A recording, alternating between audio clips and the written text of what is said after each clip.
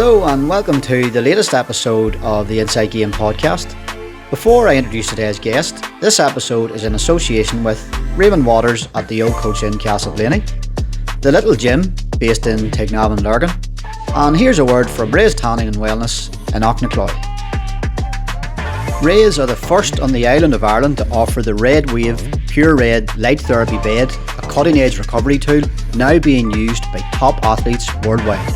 Whether it's muscle soreness, inflammation, joint stiffness, or speeding up overall recovery, Red Light Therapy is becoming a genuine game changer. So if you're training hard, coming back from a knock, or just wanting to stay injury-free, call into Ray's and experience the benefits for yourself. Ray's Tanning and Wellness is helping athletes recover faster, perform better, and stay in the game. And now, on to today's guest. It's very unlikely that you haven't heard of him. An absolute key to Armagh's 2024 success. A defensive general, and there's no forgetting the goal he scored in the All-Ireland final. I'm delighted to introduce Armagh and Dromintee's Aaron McKay. Aaron, a pleasure to have you on the podcast. Thanks for coming on. No worries at all. Good. Something I've realised is that all the previous guests they're all from the Loch Shore. So I think you're the first one who isn't. So hopefully that'll bring a few of the South Armagh clientele on board here. I was just about to say that. I was wondering if you had something against the South Armagh Brigade. Oh, absolutely not. No, absolutely not. Well, look here. I'm just going to come clean, and I'm going to say this is a bit of a fanboy moment for me here, because anyone who's been listening to me over the last few years, they'll know that you're one of my favourite Armagh players. Now, I don't know what you'll do with that information, but it's 100% true. I would just maybe have your eyes tested. No. I think I feel fairly vindicated in that. But look, Aaron, something I like to do here is give the listeners a bit of a feel for who the guest is as a person, rather than just a sports star. So, if anything you want to maybe tell us about yourself, maybe just things like your family background, partner, kids, maybe what you work at, things like that. Yeah. So married a year ago, 2 Sundays ago. 2 kids, one's nearly 4, and my baby is 6 months. And I'm a teacher in a special needs school just outside Dundalk, side of the border. So that's really it. Born man. Otherwise, don't have much time for anything else, really. Very good. And did you play any underage county football, Aaron? I played. I was kind of like got picked, didn't get picked through the development squads, and then didn't pass the trials for my younger year of minors, and then played on the team. Then it would have been my year of minor the year after, and then played on the 21s. Didn't see any game time now in my earlier year of on the 21s, and then I actually called in the seniors then in my actual year of on the 21s, and had done my meniscus with the seniors, and then didn't play any on the 21s at all. Then that year we were actually chatting to somebody last night about that in Carrickdale, and we're reminiscing about how good them 2 teams were, and I suppose a large cohort of them obviously played on the team in 2024. Well, that's what I was going to ask. Who else would have been playing on that team, sort of note that maybe are still has come through to this team? Well, I know obviously you've asked about the boys who have even played on the team, but even throughout that, because we probably always refer to it, all of us, like it was a 10-year thing. So yes, there've been a lot of the boys that have been in and out, and have obviously all contributed to the end goal that we achieved. But I suppose you had Blaine and nets, Jamie Cosgrove was in for a while, you had Shea Heffernan in at one stage, you had Sean Connell, there was myself, Joey McElroy, Niall Grimley, you had Cal McKenna from the Grange. We had loads. We actually had Mahon McKenna was obviously there as well, the older brother, for a while, and then more so towards the 2024 group then that was still there. Then a few have already named. You had Greg McCabe. You still obviously had Blaine Hughes. There was Conor Mackin from Shane O'Neill's as well. I'd actually love to know number wise how many there actually was in total, over the 2 of them on the 21 squads, but there's a large group, and then obviously you still had a lot of boys there from the would have been the All Ireland minor winning group. So there's a large chunk of them two cohorts together, and then you would have had a good group of lads that came through. It would have been like Barry McCambridge's under 20 team. I think they had a cracker of a match against Tyrone or so. I'm not saying that ended up at one stage, but a large group of them came through then as well. Very good. I just suppose it just goes to show that you can get away without having the trophy success, but you can still bring a lot of players through and contribute to, senior success at a later stage. Yeah, I suppose it's something that's probably always thrown back at Armagh, that we're not winning trophies every year at underage level. I can't remember when was the last time we actually won some. It might actually be is it that minor group? Maybe I think it's the 09 team, yeah.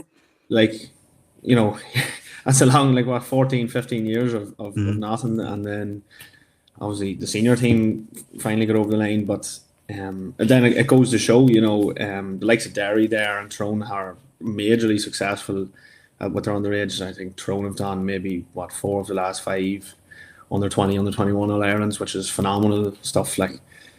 So it's good. It probably just shows all the work that's going on behind the scenes throughout Armagh. And I know we're ultimately always judged on silverware sometimes, but it's not always a straight line, and there is good work going on. At the end of the day, only one team from the whole of Ireland can win an All Ireland in any age group at the end of the day. And just because you're not that one team that's got to the top, it doesn't mean you're not making progression. Yeah, exactly right. Do you remember your official senior debuts for your club and county? Senior debut, would have been under I think Paul Cusin that in 2012, 13ish. I was still at school. Martin O'Rourke was still playing for us. Yeah, with the club, yeah. Martin O'Rourke would have still been playing with us, but he was teaching me at the same time. Which was a bit awkward because I had a rude awakening in the senior football. I think I was away missing training sessions one time for being or a bit of a party animal, yourself when you're a bit younger. And that's it. The very next training session, I learned the hard way that that's just not how things operated when you got to that stage of your career. I suppose with Armagh was 20. So I don't know, 21 team would have been 15, so I came in at the end of that, and I got injured. Like I said, I done my meniscus and stuff, so I didn't play any. So it would have been 2016 then. I made my debut. It was nearly out of luck more than anything else. We were playing Sligo in the first league game away, and literally I think it was the second last session before the first league game, somebody got injured, and it must have been going all right, and Geezer just chucked me in corner back and kind of got a good run in the team then that year. Bit of a novice, but I suppose you learn have to start somewhere. Yeah. I had the old boys like Brandy and Charlie to keep me right. That's it. And look, did I hear you say you're still studying? Yeah, I'm doing a course at the minute in DCU. It's just based on special needs and inclusion, so busy with that too. So I've a jack of all trades. Massive. I'm sure people are wondering where a county man finds the time for it all, but fair play. We'll move on, Aaron, to I'm going to give you a short list of names here: Mal McAvoy, Joe Kiernan, Paddy Moriarty, Oisin McConville, and Aaron McKay. And those are, of course, the only players to ever score a goal for Armagh in an All-Ireland final. And the list's even shorter whenever you reduce it down to players who've scored a goal for the winning team for Armagh in an All-Ireland final. So, I'm sure you're proud of it, Aaron. I suppose it's mentioned quite a lot, and I probably have given the same answer nearly every time. I wouldn't really have any emotional attachment to it. Now, I've mentioned this, I actually was joking about it with Oisin Conville one time not long after the final itself, but he was like, in 20 years or so, whatever, you'll probably think more of it. But I've probably said this a million times, it was just because there was so much work put in on near misses with Ulster finals and penalty shootouts. Genuinely, even after I'd scored it, all I cared about was just getting back up the pitch and seeing us out. Like there was no, like moment of, oh, I've just scored a goal in this game of this magnitude. Like literally there was none of that at all. Like I couldn't care who scores, still don't. As long as Armagh win, that's literally all I was thinking about, and that's just the way I'm still in that mindset at the minute. Like, yeah. And I think the All Ireland final, would I be right in saying that was your last official match in an Armagh jersey? And yeah, I think there was talk of you returning a couple of times last year, which got a few fans excited, but it never worked out. Maybe surgeries and things like that. I'm sure a frustrating 2025 for you, Aaron, was it? Yeah.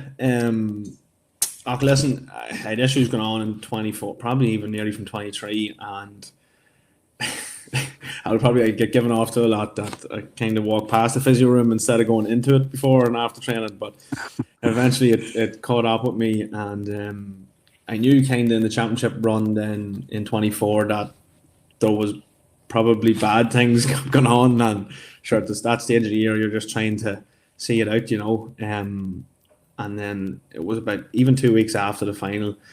Got back to club training, and I just couldn't even move. I actually thought the 2 weeks off from after the final would have helped me a wee bit. Mm-hmm. And it was actually the worst it ever was. And at that stage, I was like, I need to get something done here, because that just couldn't go on.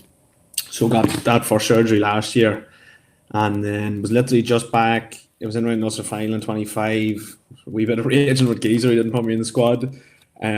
He said, just focus on the All-Ireland group stages, and then literally the very next training session felt my other side, and then had to go get the same operation on the other side. So it was frustrating, but at the same time, like, there's always boys injured, and like a big thing within the group is, like, obviously we before me, I'm sure you've heard that a few times. Falker would always touch on it, like, but it's like, people obviously talk about, say, the Soupies and the Turbos or whatever from the 24 team and stuff, but like, I nearly look at the fellas who didn't even make the squad that day with even more regard, because they're the boys that do all the unseen work and push the group on. And like, our in-house games were absolutely unbelievable, like some of the best games I've ever actually played in my life. And like, for them fellas to be pushing the group on like that and probably not getting the recognition outside the camp, like through media or whatever it is just like the respect I have for them fellas is unbelievable. And like, so now I nearly went 180 on it, and I wasn't playing last year, and my job then is just keep pushing the group on regardless of who's playing. And like, I nearly would have been annoyed at myself if I wasn't doing that, because like, you can be very selfish if you were thinking that way, like, oh, boo-hoo, I'm not playing, and like, I don't care now kind of approach, which is a big no-no. The boys wouldn't be long telling me to get my finger out if I was, Yeah, it does. It really shows the value and importance of training partners. There's no doubt it's totally underestimated, I'm sure. But I suppose, Aaron, because you missed 2024 then, the new rules kicked in and you haven't actually really got to play them yet. So, no. Like, how do you feel? How do you factor going in and sort of, doing that next season? I'm assuming you're back fit for next season. You haven't confirmed that yet. No, I'm back training. Although I'm still figuring out some of the rules. I wish maybe wasn't still on the sideline, maybe. But no, listen, there's even in the minute there, or at the minute when we're training a few times, like, there's a few things that have gone on, and I'm still hesitating. Like, is this something that's still allowed to happen and so on? Not major things, but yeah. Like, I played 2 club games last year, the very last 2 league games, and at that I was wearing like hernia belts. So I was as mobile as, I don't know, a mug of tea. But even at that stage, you're still trying to learn the rules and stuff. But so you watch so much football now, you're trying to pick up on it all. But then I suppose it's different when you're in the arena, I suppose you want to call it, and the pressure's on to make good decisions and all under pressure. And no, listen, back fully training and all, and just hopefully get stuck in and yourself. Well, I would anyway learn better when I'm stuck in the middle of it than watching on. Yeah, as most would. Suppose, like, Aaron, you find yourselves now in the preliminary round of the Ulster Championship. I know obviously there's League and McKenna to come, but if we look at the championship, the draw's been recently made, and it's historically very difficult to win the Ulster from the preliminary. It's only ever happened 5 times, I believe. Armagh was one of them in 05. Donegal was one of them last year. So it sounds like a good challenge, I suppose, to whet the appetite, especially with Tyrone coming to the athletic grounds in the first one. So is the Ulster high up the priority list? Yeah. It always is, always was. I suppose you have the unfortunate part where people will argue that it's not as important anymore, and like some teams get knocked out early. Does that help them or benefit them because they can work on getting players back that they mightn't have had, and build up a good base going into the All Ireland series and stuff like that there? But like, maybe I'm just being biased, but like, for the Ulster Championship, it's still as valuable to all the counties, in my opinion, than it has always been, regardless of how the structures have changed over the last few years. And like, it's still, obviously, we've missed out in 3 in a row. We'll not get in the Indian gritty part of it, but listen, we're still annoyed we didn't get one of them, at least one of them. Yeah. And there's a lot of the boys in the group that are still mad keen to get one of them medals as well. Like, so, no, it's still massively important. Good. Aaron, we'll move on to your club, Dromintee. You mentioned there you played a couple of games towards the end of the league. Did you play a championship at all? No. We played Pierce Oaks, I think, on a Friday night, and I got my operation the following Tuesday, so I didn't play any games championship now. And I think in the league, you probably stayed up comfortably enough, but I think looking at it, you started off the league with 3 wins, which is a real good start, and then there was 5 defeats in a row, which probably scuppered any chances of maybe getting promotion, and then steadied the ship a bit with a draw and a few wins, and then a couple of losses towards the end. So that's how the league unfolded. Were you maybe present around those matches? Obviously, being involved with the county, side of things. Do you still get the time to go and watch Dromintee during the league? Yeah, well, I try to get when I can, and obviously, unfortunately, sometimes it obviously clashes with Armagh, and you don't get, and you're either just off the pitch at training and you're checking the phone to see who's at it. You can text them to see what the score is and stuff like that there. But I wouldn't be a great spectator of football, whether it's even soccer or Gaelic. I'm not a good spectator. Like, the heart rate be bouncing, and it's hard to watch. Like, I'd rather be stuck in the middle of it than watching, to be honest. Yeah. And the championship group, it ended up, the season kind of petered out in ways. You had 3 defeats to Armagh, Harps, Clonerne and Carrickcruppen. So on the back of a couple of league defeats, was kind of, I'm sure the Dromintee boys felt a bit of a disappointment towards the end of the season there. Oh yeah, disappointing ending to the year, obviously. Nobody wants to even finish like in a group of 4, even pride if anything else. And then obviously, like, there is work being done behind the scenes, and fellas probably feel a bit frustrated that you're not seeing the results based off the effort that he's put in. Listen, there's a lot of young lads coming through, and I suppose there's maybe a big gap between, like, I'm 30 years of age and there's a lot of young lads coming through, and then it's about probably getting the balance right, and looking after even the young ones coming through as well, that they're not just thrown. Like, when I first came in the senior, there was a large cohort of us from my minor group. I think there's one time we had a minor final one week, and 11 of the minors started on the senior team in the championship the week before. So, like, you had to you're just thrown in the deep end, and it probably didn't do us any favours in the long run. So it's kind of looking at it now that you don't want history to repeat itself, basically. But listen, there's loads of good work being put in at the club at the minute, from underage right up to senior. It's just hopefully that we stick at it, and you see the results of the hard labour hopefully in the future.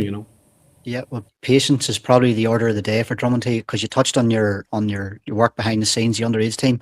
There's an excellent minor team there at the minute, which a lot of people are raving about, and they're actually competing at the minute in the Ulster series at the St Paul's tournament.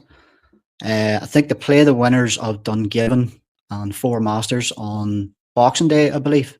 Yeah. So maybe want to talk a wee bit about that team, Aaron, because as I say, there's plenty of people are looking at that, I think it's a good core of those guys actually playing the Armagh minor team that reached an All-Ireland final there in 24 as well.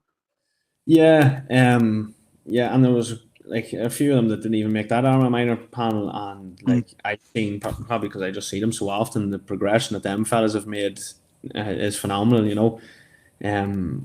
And fair play to them, because like I said, like I didn't always make the minor teams and stuff, and when them things don't happen, you can maybe take it the wrong way, and you know, but them lads have all stuck at it and pushed on. I suppose I remember that group from, must be 10, 11 years ago, when they were all in primary school. When I was in St Mary's, the club had sorted out like a coaching thing, so I used to coach Jones Primary School and Dromintee Primary School on a Friday. That'd be our two catchment areas for the club, like, and I would have coached a lot of them fellas. This is by no way means of me claiming anything to do with what they're doing at the minute. But I just remember seeing them all, and just seeing the journey they've all been on in that time is unreal. And just their attitude to everything is second to none. Like I don't want to hype them up too much here about, you know, capabilities of what's going to happen or anything like that at all. But I'll certainly say that their attitude and application, like right throughout the squad, is unbelievable, and like that, there's no coincidence why then they've been successful. Like I remember them actually, if Dungiven do come through their game and they play each other, I remember them playing Dungiven in an under-8 tournament up in our club. David Goff could have been up refereeing it or something back then, but they were cracker games, and I'd love to see now the same two teams playing each other 10 years later, like to see how the two teams have progressed in that period of time. But you know, a really good group of fellas, really tight net group as well. Like I suppose we're all like that. We're all underage, you know yourself. Like you live in each other's ears and houses and all that kind of carry on, and sure, they'll all go on to university or working together, and sure, you know yourself how that all goes. Well, best of luck to that young Dromintee side. Obviously, the county will be behind them. Just who would be Dromintee's biggest rivals, Aaron? I was trying to think today who that would be. Who is it? I will have a friendly or too friendly maybe with some of them. No, it'd definitely be Clevie. Like. Clevie, yeah. You both aren't too far away from near either. So no. Yeah, Clevie. And you're not in the same division right now, though, are you? No. Clevie have the bragging rights. They have the bragging rights right now. Yeah. So yeah. Well, I suppose with this, if this young team can come through, you'll be knocking on their door again very shortly, I'm sure. Hopefully, but some of the Clevie boys don't be long telling me that's not going to happen. So very good.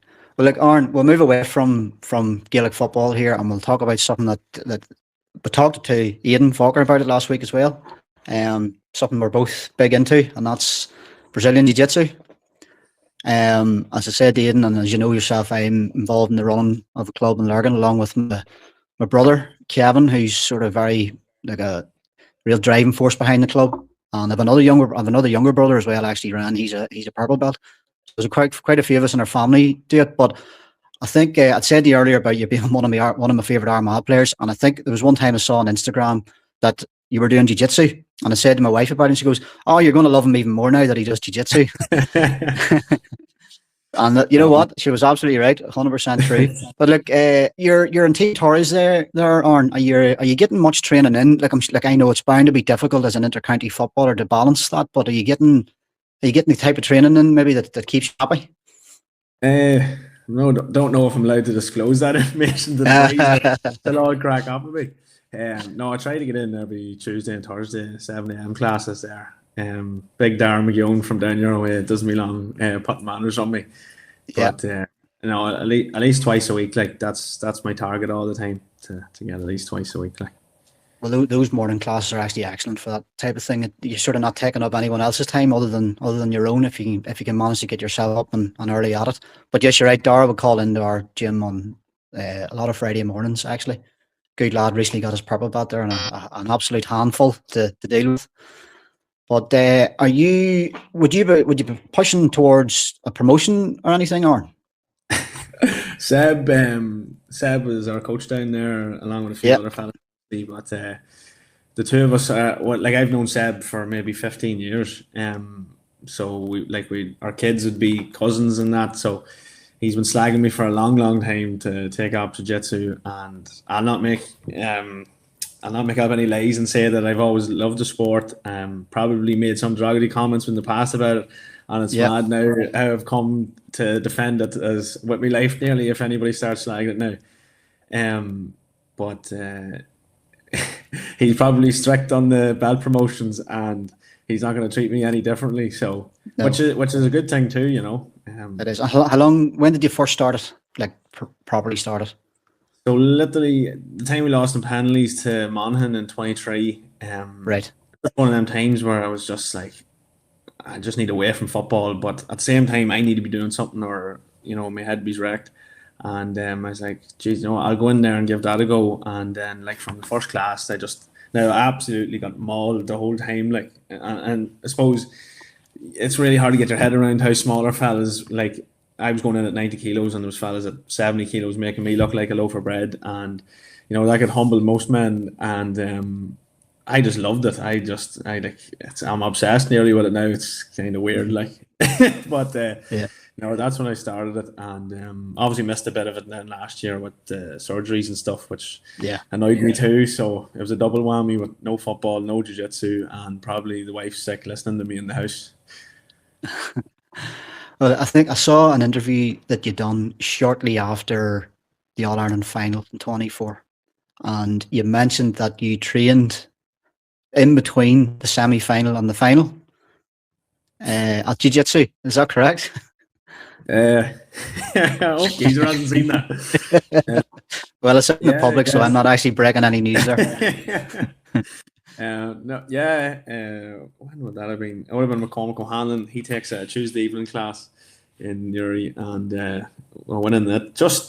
It was just a routine I had throughout the year, and I suppose most people would be like, oh, you know, you're in the semi-final, finals, or whatever. At this stage, you know, stop that there, but I was just like, listen, I've been doing it all year, and that's my routine, and I'm not changing it now, you know. So now, ironically though, I went in 2 weeks after the final, and Cormac literally put me with every high belt he could just to make sure that I didn't have any ego at all, and I most certainly didn't. And is it mostly gi or no gi? What is it? Is it a mixture of both that you're doing?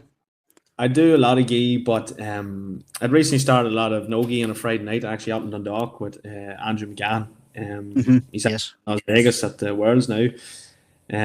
Just to kind of mix it up, and obviously just to get another class in. Probably do prefer the gi, to be honest, but I did like just mixing it up. And sure, listen, it was just a new string to the bow kind of thing, and learning different techniques, and obviously something just another learning curve, you know. Yeah. And have you ever competed, or do you plan to compete at any time, Aaron? Well, Seb had been asking me to compete this month. He was asking me the previous month to compete, and I say the boss man turned that one down. So it's funny, like Geezer obviously being so big into it himself, but he clearly has to balance your inter-county play with jiu-jitsu at this stage. Yeah. At the same time, now the boys have been asking me to compete for a while, and because I'm competitive in most things, whether it's a conversation or a sport, I was like, no, I'm not going to compete, because I know the minute I start, I'll be hooked, and sure, you know yourself, I'll probably go in and lose straight away, and then that'll play in my mind for weeks or months on end until the next time we get to try and rectify it, and that would just be it on loop. So I'd been putting it off, and then I was actually up in Belfast. Seb's son Enzo was competing up in the Shankill Community Centre, and I was just watching it. That was the first time I was properly at one, and now I know it was obviously just teens and that, but I just loved the whole respectful and the whole environment. And it didn't matter who you were, kind of thing, and it was just like two lads were just going at it, and once the time or tap or whatever, the ref steps in, the respect was shown again, and away on about your business again. And I was like, oh, do you know what, I actually will give this a go. And then the request was denied, so fair enough. I can't argue about it too much. I don't think I've ever felt tighter than I did on my first competition match. I remember thinking, I don't really want to win this now, because I wouldn't have a second fight in me, you know. But no, it's some thrill. It's some thrill to compete. So I would say you eventually get your county career wrapped up, and McGeeney loosens the reins. Then I would advise you to have a go at it. It definitely is some buzz. No, But yeah. But listen, Aaron, we'll probably wrap it up at this here. It's been a pleasure to talk to you. Just want to say best of luck for the season ahead. I hope to see you maybe line out in the McKenna Cup. Hopefully you're available for selection for it. And what do you think? You look in your place for that match? Oh yeah. I didn't think I'd be as excited for a McKenna Cup game in a long, long time. I feel like I'm 19 again. And you're just begging to play. It was actually Ophea Cup as well back then. We used to play. I think it was Tyrone and Derry up in in Cross. And I remember that. As I got older, I used to be like, oh, I wouldn't mind not playing them games and keep myself right for the league. And now I've been out for so long, I was like, I cannot wait for a McKenna Cup game. And obviously a great fixture and all that for it. So yeah, hopefully if I'm picked, then hopefully I get to play. So that's the plan. Brilliant. Aaron, an absolute pleasure having you on. Thank you. Thanks. Thank you for having me. Cheers. Thanks. All the best. So that was the one and only Aaron McKay. Hopefully you're continuing to enjoy the discussions with the Inside Game guests. Next time I'll be bringing on a guest from Clonmore to get the insight on their successful 2025 season. But until then, thanks for watching and thanks for listening to the Inside Game podcast.